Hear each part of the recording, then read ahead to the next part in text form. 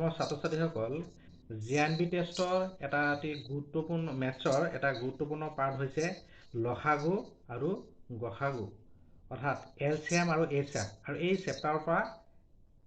কম্পালসাৰী প্ৰশ্ন আহিয়ে থাকে সো আজিৰ ভিডিঅ'ত পাঁচটা অতি ইম্পৰ্টেণ্ট প্ৰশ্ন আলোচনা কৰিম ভিডিঅ'টো স্কিপ নকৰাকৈ প্ৰথমৰ পৰা শেষলৈকে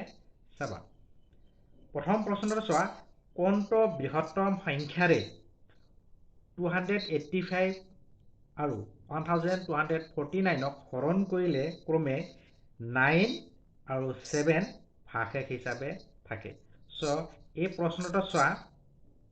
আমি লসাগু উলিয়াম নে গসাগু উলিয়াম এটো আমি চাব লাগিব যেতিয়া আমি যি দুটা সংখ্যা দিয়া থাকিব এই দুটা সংখ্যাক হৰণ কৰিম মানে কোনটো বৃহত্তম সংখ্যাৰে কোনটো সংখ্যাৰে এই দুটা হৰণ কৰাৰ কথা কয় প্ৰদত্ত সংখ্যা দুটাক যদি আমি হৰণ কৰাৰ কথা কওঁ তেতিয়া হলে আমি কি কৰিব লাগিব এটো গসাগু উলিয়াব লাগিব বুজি পালে না আৰু প্ৰত্যেকটো ক্ষেত্ৰত চোৱা এটো কি দিয়া আছে ভাগশেষ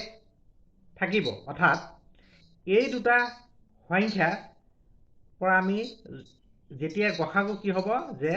যদি এনেকে থাকিলে যে কোনটো বৃহত্তম সংখ্যা নে বা কোনটো সংখ্যাৰে এই দুটা হৰণ কৰিলে সম্পূৰ্ণভাৱে বিভাজ্য হয় তেতিয়া হলে কি হলতেন এই সংখ্যা দুটাৰ গসাগু হলতেন কিন্তু কি কৈছে ভাগশেষ থাকে অৰ্থাৎ কি কৰিব লাগিব আমাৰ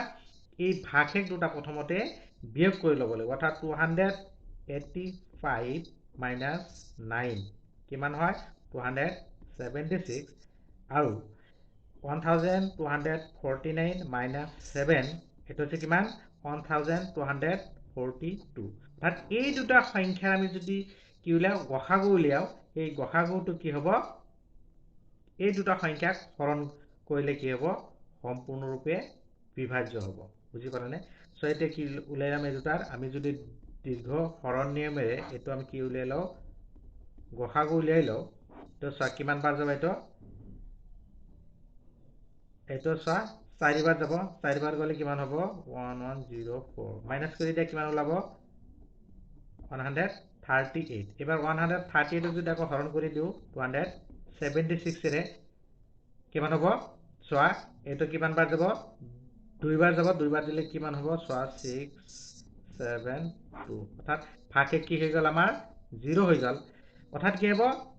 এই 138 কিমান হ'ব 138 যেটো ওলাল এটো হচ্ছে কি গসাগু হ'ব গসাগু বা উ বুলি কোৱা হয় দুটা কোৱা হয় এটো হচ্ছে গুণনীয়ক বা উৎপাদক সো এই 138 টো কি হ'ব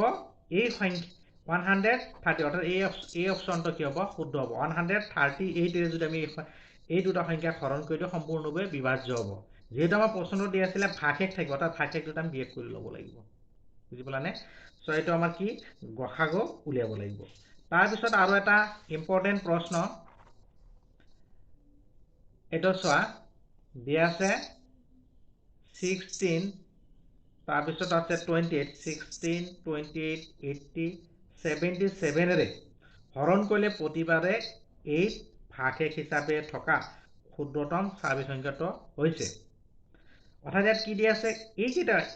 সংখ্যাৰে কি কৰি হৰণ কৰিব দিছে প্ৰদত্ত সংখ্যা কেইটাৰে হৰণ কৰা অৰ্থাৎ এটো লসাগু উলিয়াব লাগিব বুজি পালা না আগৰটো আছিল কি সংখ্যাৰে হৰণ কৰিলে এটো আছে কি প্ৰদত্ত এই সংখ্যা কেইটাৰে হৰণ কৰিলে অৰ্থাৎ এই কেইটা সংখ্যাৰে হৰণ কৰিলে প্ৰতিবাৰে 8 ভাগশেষ হিচাপে থাকে অৰ্থাৎ আমি কি কৰিব লাগিব যদি সম্পূৰ্ণৰূপে বিভাজ্য হয় তেনহলে একেটা লসাগু উলিয়ালে হলতেন এলচিএম কিন্তু কি আছে ভাগশেষ 8 হ'ব অৰ্থাৎ প্ৰথমতে কি কৰিম এইকেইটা সংখ্যাৰ আমি এলচিএম উলিয়াই লম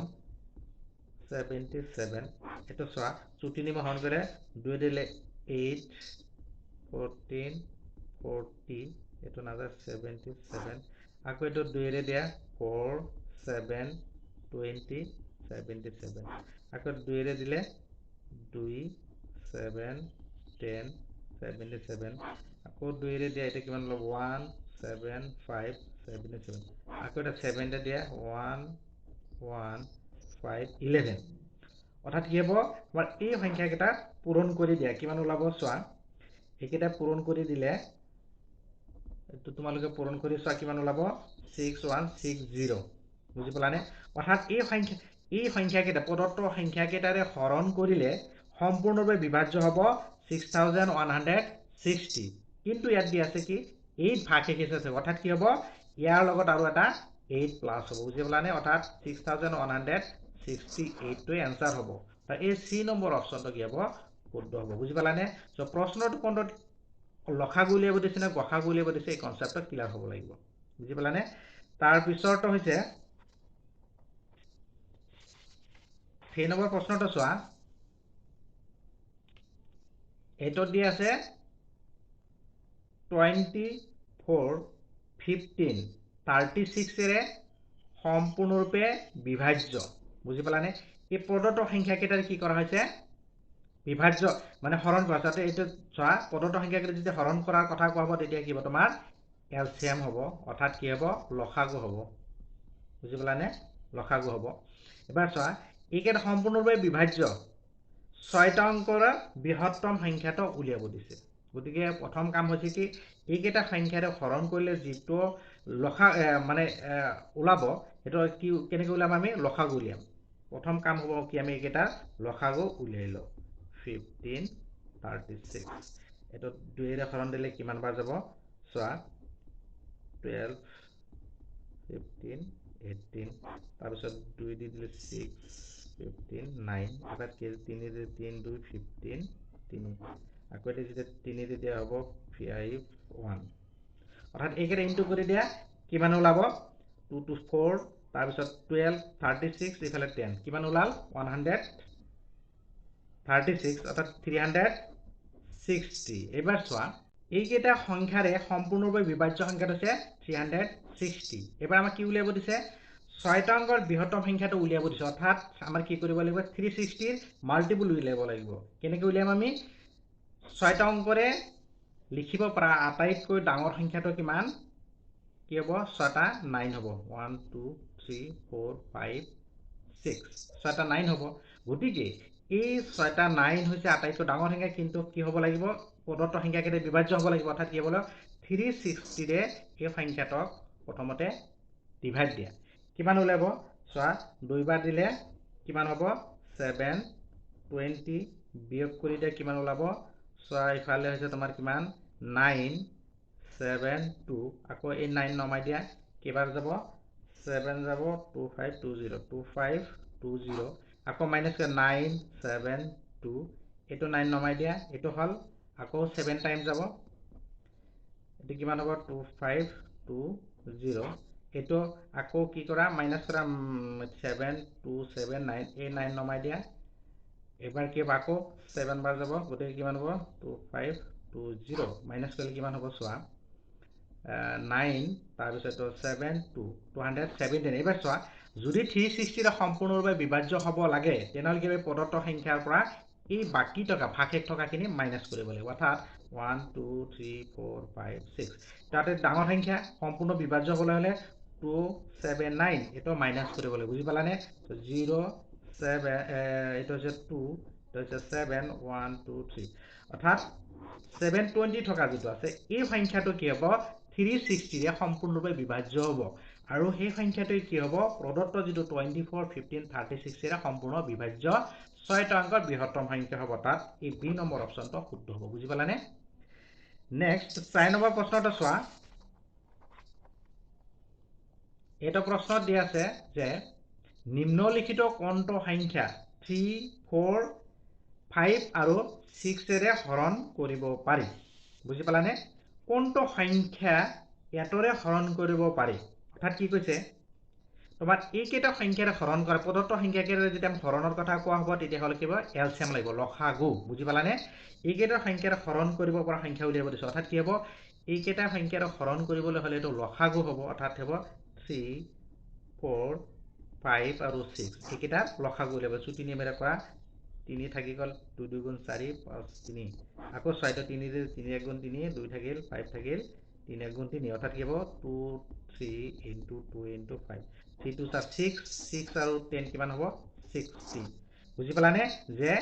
এই 60 কি হ'ব এই প্ৰদত্ত সংখ্যাকেইটাৰে হৰণ কৰিব পৰা সংখ্যা হ'ব অৰ্থাৎ এই প্ৰদত্ত সংখ্যাকেইটাৰে 60 কে হৰণ কৰিলে সম্পূৰ্ণ বিভাজ্য অৰ্থাৎ বি নম্বৰ অপচনটো শুদ্ধ হ'ব তাৰ পিছত আৰু এটা ইম্পৰ্টেণ্ট প্ৰশ্ন চোৱা, আমি এলচিএমৰ প্ৰশ্নবিলাক কেতিয়াবা পাজল লাগি যায় যে লসাগু হ'ব নে গসাগু হ'ব, এইটো আমি অতি প্ৰশ্নটো অলপ ভালদৰে পঢ়ি চাব লাগে। এবাৰ চোৱা, কি সংখ্যাক 8, 12, 15 দিয়ে হৰণ কৰিলে প্ৰতিবাৰতে 3 ভাগশেষ হিচাপে থাকিব। এইটোত কি কৈছে যে কি সংখ্যাক এই প্ৰদত্ত সংখ্যাকে হৰণ কৰাৰ কথা কোৱা হৈছে, গতিকে লসাগু হ'ব নিশ্চিতভাৱে, এইটো কি হ'ব, লসাগু হ'ব। বুজি পালানে? এবাৰ চোৱা,